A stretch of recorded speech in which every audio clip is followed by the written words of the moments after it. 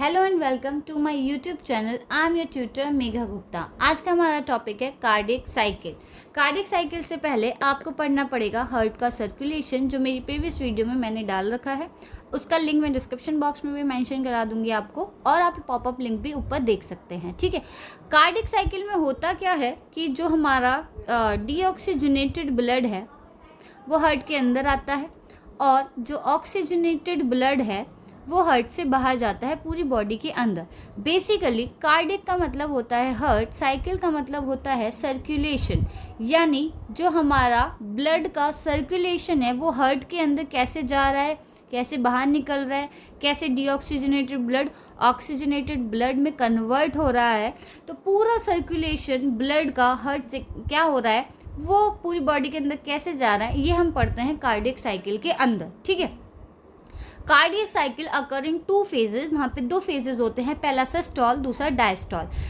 Systole का मतलब होता है कॉन्ट्रैक्शन, डायस्टोल का मतलब होता है रिलैक्सेशन। यानी सिस्टोल के अंदर जैसे कॉन्ट्रैक्शन होता है सिस्टोल, डायस्टोल में रिलैक्सेशन। ठीक है, कार्डियक साइकिल वो इवेंट है जिसमें heart which occur in the heart during a single beat. ठीक है, यानी one heart beat is equals to the one cardiac cycle. जैसे ही फर्स्ट बीट हो रही है वो पूरी बीट कार्डियक साइकिल के अंदर आएगी, यानी एक कार्डियक साइकिल कंप्लीट हो गई है। ठीक है, next, rate of heart is equals to 72 beats per minute. In an adult के केस में क्या होता है, एक मिनट में 72 बीट्स होती हैं, और एक जो बीट है उसका टाइम, उसमें टाइम लगता है 0.8 सेकेंड्स।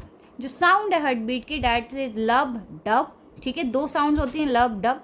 जब लब साउंड होती है वहाँ पे होता है वेंट्रिकुलर साइस्टोल, जिसका मतलब है क्लोजर ऑफ ट्राइकस्पिड और बाइकस्पिड वॉल्व। यानी जब राइट एंट्रिकल से राइट वेंट्रिकल में जो वॉल्व है ट्राइकस्पिड वॉल्व वो बंद हो, और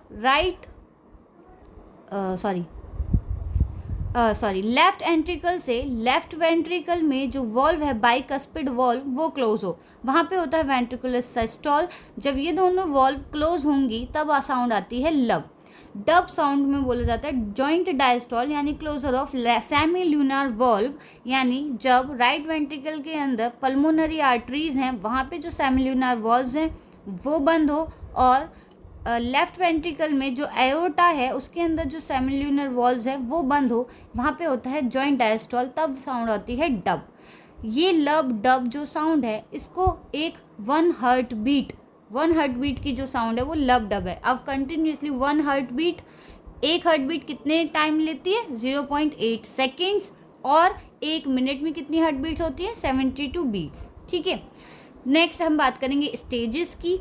ठीक है, स्टेजेस क्या है कार्डियक साइकिल के, पहला वेंट्रिकुलर डायस्टोल, यानी कि both atria and ventricles relaxed form में होंगी। ठीक है, नेक्स्ट उसके बाद जाएंगे, जब हमारा एंड हो जाएगा वेंट्रिकुलर डायस्टोल का, उसके बाद आएगा हमारा एरियल साइस्टोल, यानी कि एट्रिया जो है कॉन्ट्रैक्ट करेगा, जहाँ पे push more blood with pressure to ventricles.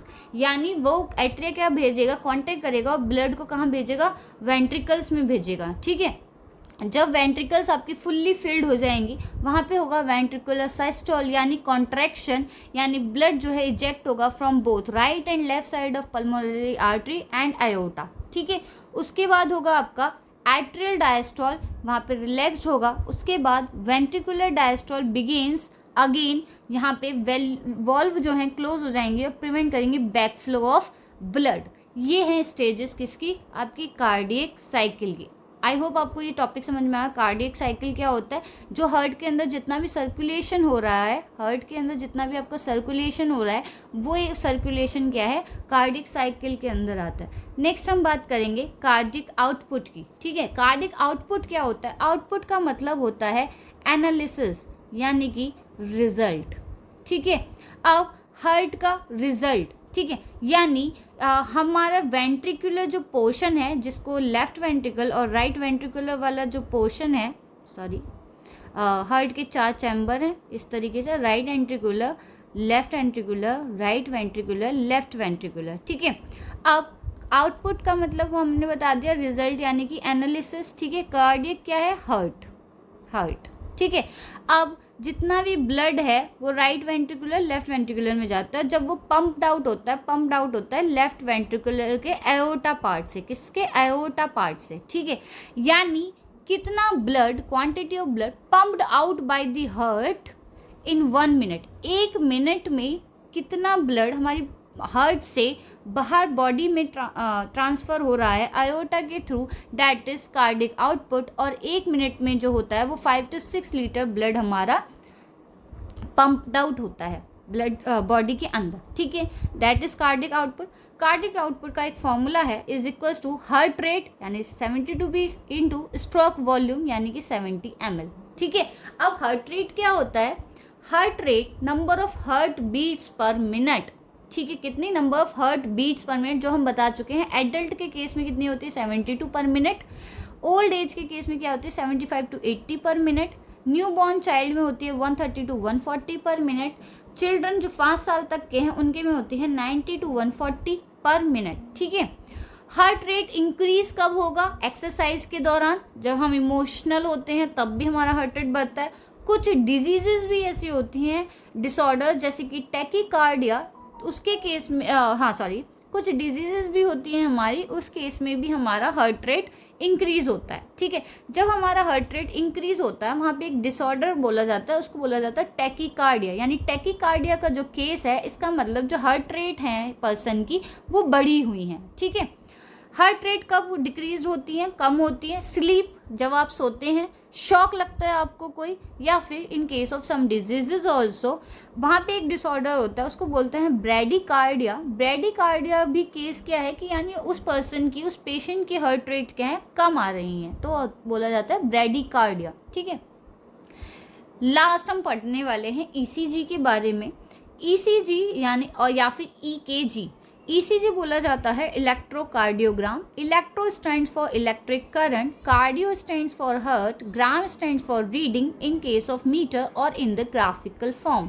ये आप देखते हैं, इसको बोला जाता है ईसीजी या फिर ईकेजी। यानी जो हार्ट रेट्स हैं वो किस तरीके की कंडीशन में है, इलेक्ट्रिकल सिग्नल्स के थ्रू ये रिकॉर्ड किया जाता है कि पर्सन की जो हार्ट रेट्स हैं, पर्सन लाइव है कि डेड है, वो आपको ईसीजी के थ्रू पता चलता है, जो इस तरीके का कंप्यूटर सिस्टम में आपका चलता है। आपने देखा भी होगा, उसको बोला जाता है ईसीजी। क्लियर?